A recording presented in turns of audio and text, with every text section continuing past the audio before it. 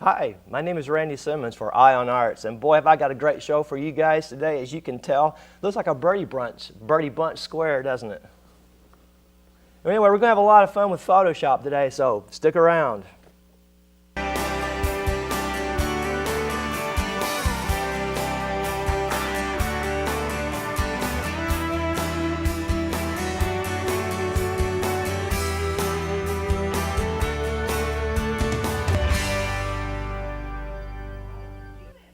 Well, hey, here I am again. This isn't really me, by the way. I'm just having fun on my Mac until we're ready for the program. I think we're ready. Okay. All right. Here goes.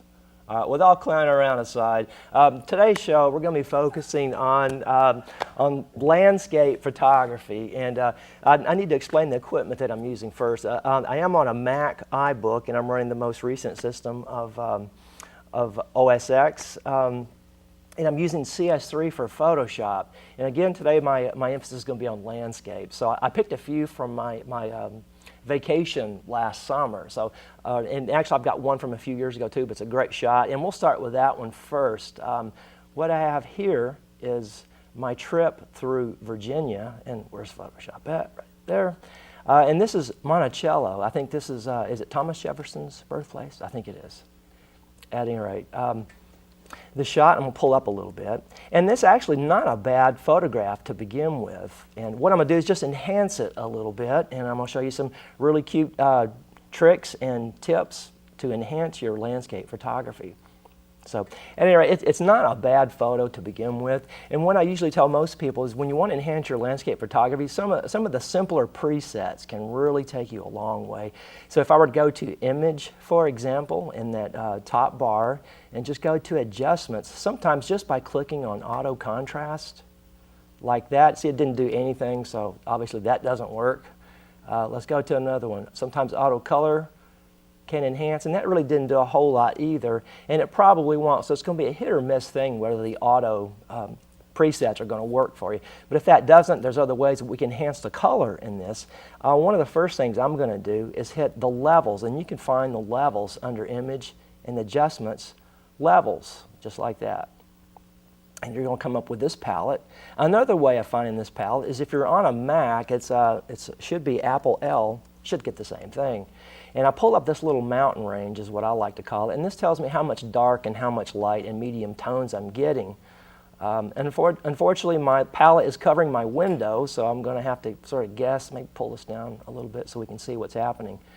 And typically you want, this is telling me I've got a lot of dark here and just a few mid-range, and I've got some nice lights going on, but I'm going to pull this slider in here because this is my darker contrast. Okay, I'm going to pull this in and make my picture just a little bit darker.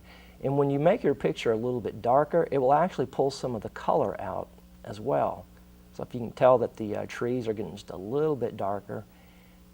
Okay, and these are my middle values, so I'm going to just look at that and see where that's going to take me. If I pull it to the left, it's making those middle values lighter. If I move it to the right, it's going to make the middle values darker. And actually, that's not too bad there. And I'm going to take my highlights and pull them in just a fraction. They're actually not too bad now. And I'm going to hit OK. And I'll show you what it did before and after. That's before and that's after. So it brought a little bit of contrast there. One other thing that I like to do for my landscape photography is just hit the saturation up. And what that means is I'm just going to make my colors a little more powerful. My favorite slider on this palette is the saturation. And I'm just going to make those colors a little stronger. And this should work, being that I'm in a flower garden in this photo. Okay? And the bricks and the building in the background are getting a little bit more powerful.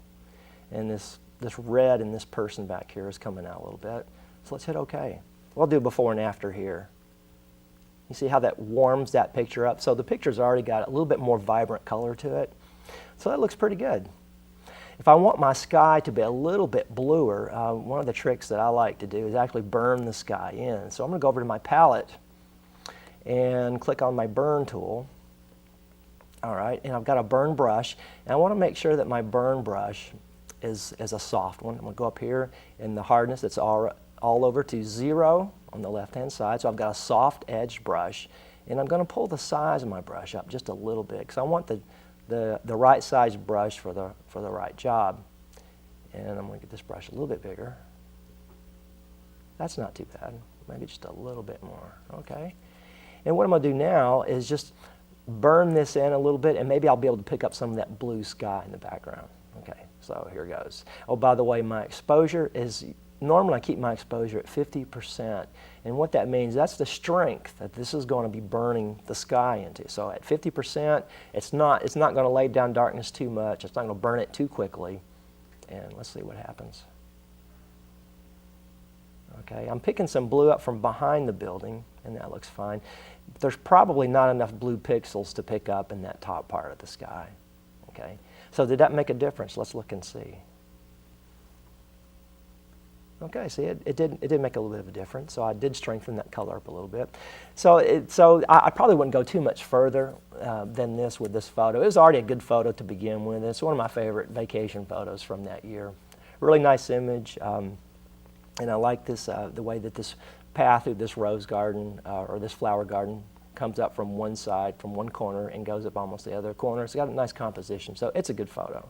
So I'm going to click out of that, and that was a really easy one to work with. One of my other photos I'm going to work with is I went to Cancun last summer, and I saw Chichen Itza, which is some of these Mayan ruins in Mexico. And I thought I'd play around with this image. And let me open this up for you.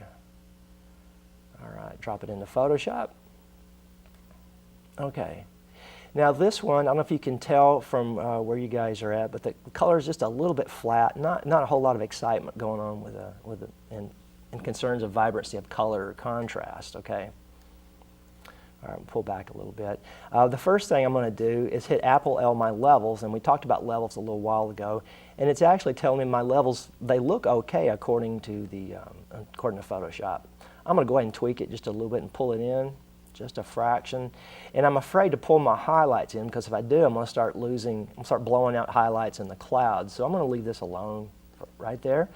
Come back up here to image again, and I'm going to hit that hue and saturation that we talked about just a moment ago. All right. And what I'm going to do is strengthen the colors in this image. And if you see, that green tree is really starting to stand out now. All right. And the grass is starting to come out. And the blue sky should be getting just a little bit bluer. All right, wonderful. There we go. Let's do a before and after on this. All right, you guys see the difference there? Look, that grass is really starting to come out. Okay. Let's see, the next thing I'm going to do is I want to try to get that blue sky just a little bit bluer. And again, I can take my wonderful burn tool and see if I can't pull a little bit of that blueness out of those clouds. Let's see. And I'm using a big, soft brush. Okay, my exposure is still at about 50%. Okay, if you notice that the detail in the cloud is actually it's coming out quite a bit. So how does that look? Hey, that's not too bad. So this, again, this is a really easy fix as well. If I wanted to add some more blue to this cloud, something that I like to do is open up my layer palette and just simply open up a new layer. And I'm just going to keep it titled as layer 1. And this is a blank layer over this. What I'm going to do now is I'm going to paint a little bit of blue on this transparent layer over this and add just a touch more blue. I'm going to come over to my color palette and pick out a blue. Actually, that doesn't look too bad. Hit OK. And I'm going to go to my paintbrush and pick a larger brush than that. All right, now that's not too bad. Let's go a little bit larger. Wonderful. Okay. And my opacity for my paintbrush is set at 100%. I'm going to take that down quite a bit, actually. Let's take it down to about maybe 25, 30%, somewhere in that ballpark. And what I'm going to do is just literally paint over this empty, yeah, there we go, look at that.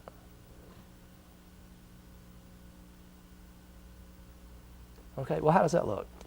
If it looks too strong, that's okay. What I can do is then click on my layer and just lower the opacity of that layer that I just painted on. So I can, if it looks too artificial, I can come back and just Again, change that opacity. I don't know if you guys can see where I'm at on that.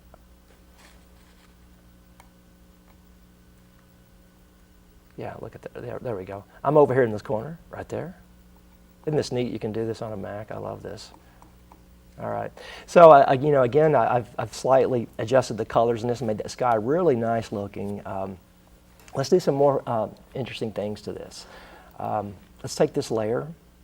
I'm going to duplicate the base layer. Okay. Now I have two copies. If you look over here on this side, let's go back over here.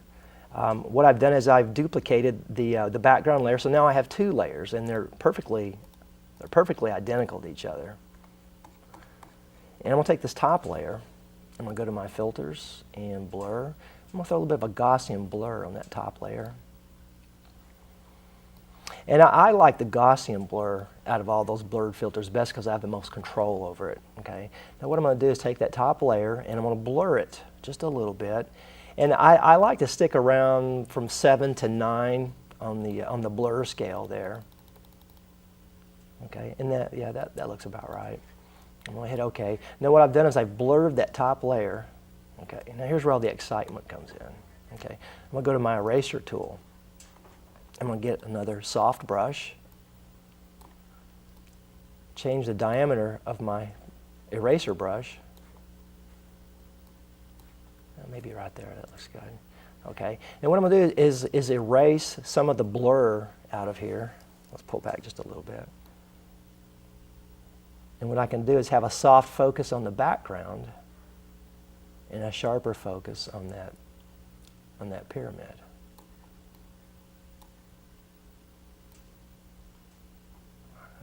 Throw a little bit up there. All right, how's that look? All right, neato bandito. And I did one last night, and actually the one I did last night actually looks a little cooler. But I did the exact same steps that I just did then. Although my grass looks greener today than it did yesterday. So looks really nice. Adds a really nice touch, a little bit of atmosphere to this ruin. So, all right, cool beans. Don't save.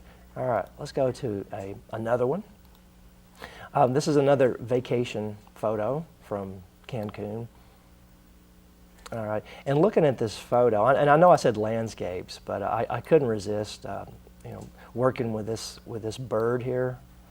Let me pull him up just a little bit. I don't know if you can tell this or not, but he's a little overall gray. Let me see if I can. Yeah, there we go.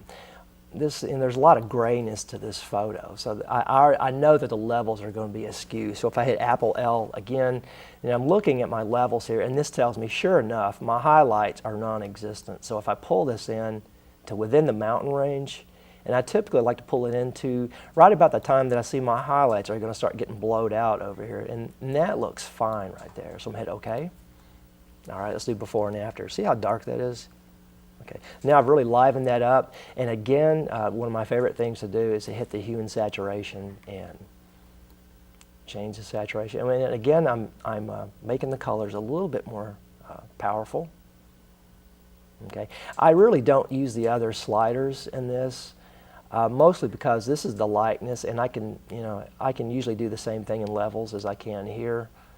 And I typically don't change the hue because that just really changes all of your colors, to these really weird, whacked out, psychedelic purples and stuff. I don't use that a whole lot, just the saturation part. Okay, so I'm gonna hit OK, and again, let's do before and after, before and after. So I got a little bit more color going on here, and I like this picture a lot. I think the only thing that bothers me about it is all this background clutter. So what I can do is I'll pull up my layers palette, and I'm going to duplicate this layer again, just like I did before with the other picture. Duplicate that. And I'm going to put I'm going to use my filter and go to blurs. And I played with this one last night as well, and I used a motion blur and a Gaussian blur, and I really found out that the Gaussian blur works best for this one too. I'm going to put this bird, I'm going to put him into a blur here. And essentially, I'm going to cut him out and make the background blur to get rid of some of those distractions and all that garbage that's under that pier. Okay. And I'm going to take this Gaussian blur up just a little bit more than I did before. I'm going to hit OK. And what I'm going to do now is I'm going to erase on this layer. Okay. And as I get further down this bird's wing, I'm going to come up here and change the size of my brush.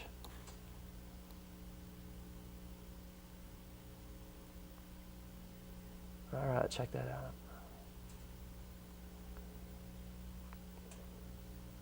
Pull those little webbed feet in. There we go. Awesome.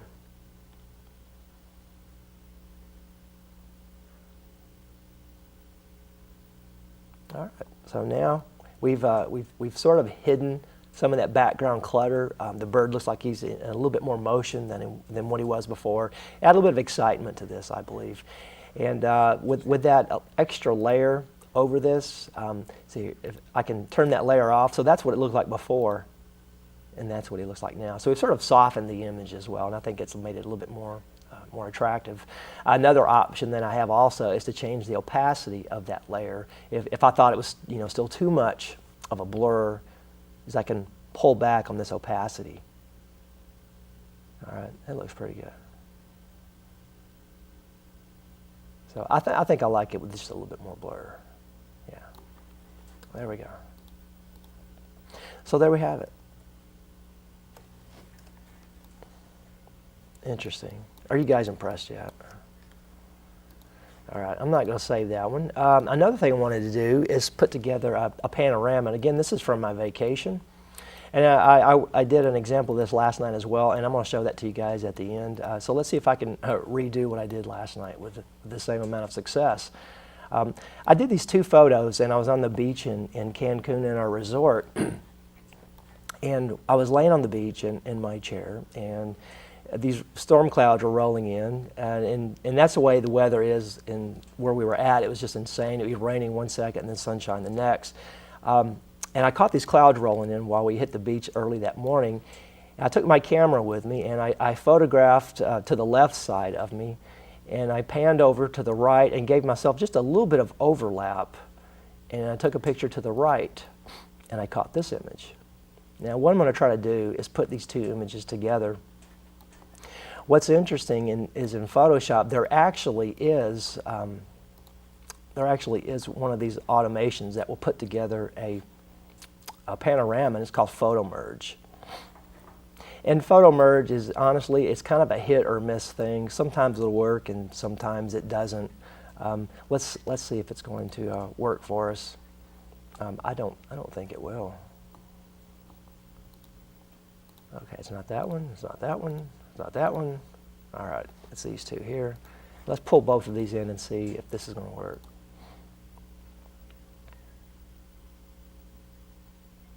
Okay.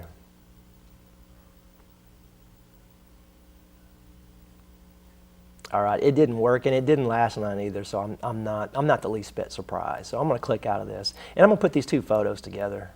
Okay, let's take these back into Photoshop real quick. And I'm a real sucker for panoramas. I really like these elongated pictures, and I think it just they just look really nice. Okay, so what I'm going to do is that this is my left photo, and I'm going to bring my right photo into this. And the way I'm going to do that is I'm going to add more canvas to my first photo. And the way you do that is you go to Image, go to Canvas Size, and I'm going to click on this side because I'm adding more room over here. Okay, and I'm going to double my canvas size because I know my other picture should be about the same size. So I'm going to make this 34 inches. Okay, and when I hit OK, what I've done is I've added more canvas on this side. So I come back over to this photo.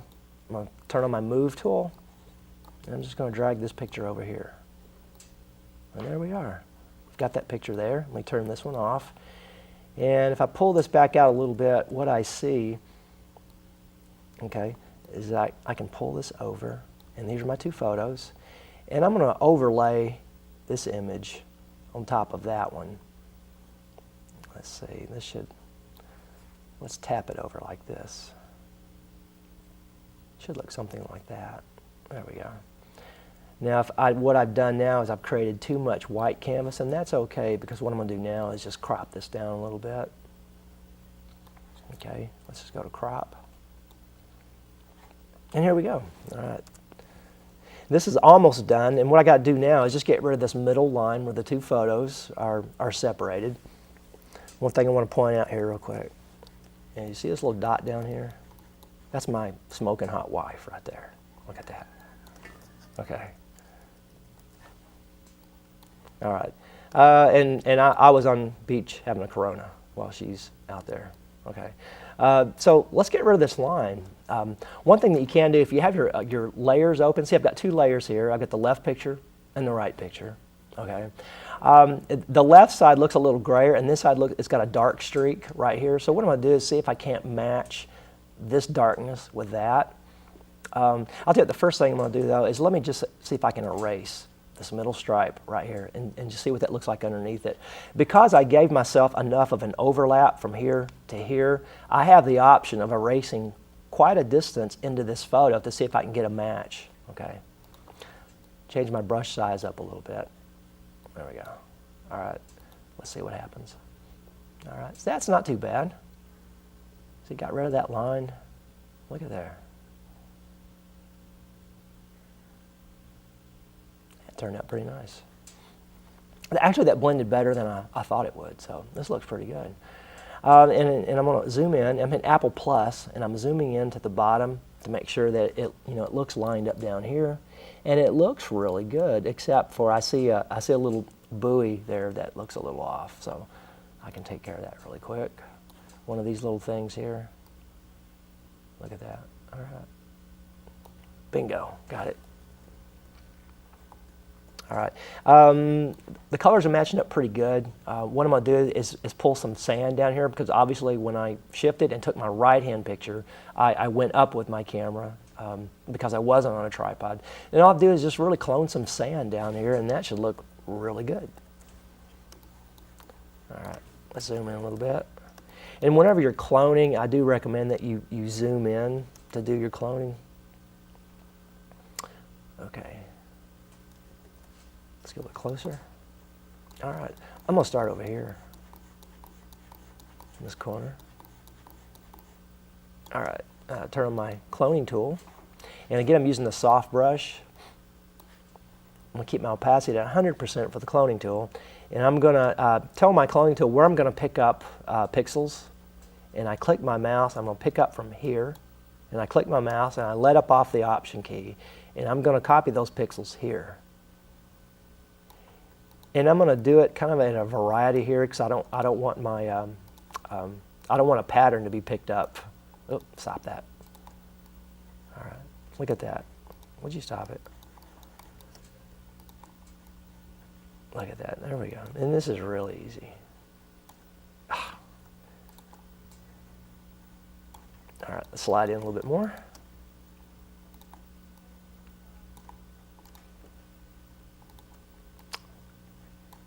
Okay, this is coming along pretty good.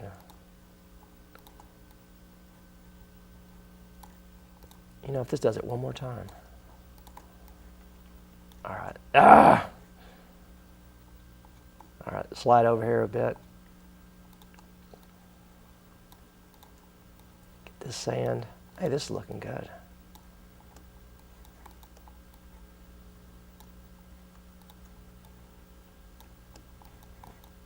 We're almost there. Let me pull back and see what that looks like. Wonderful.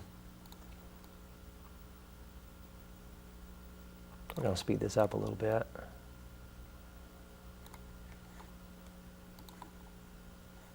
I'll click on my eraser tool really quick and see if I can. Okay, well that didn't work. All right, let's go back to our cloning tool. All right, we're almost there with this. All right. I think we just about have this thing.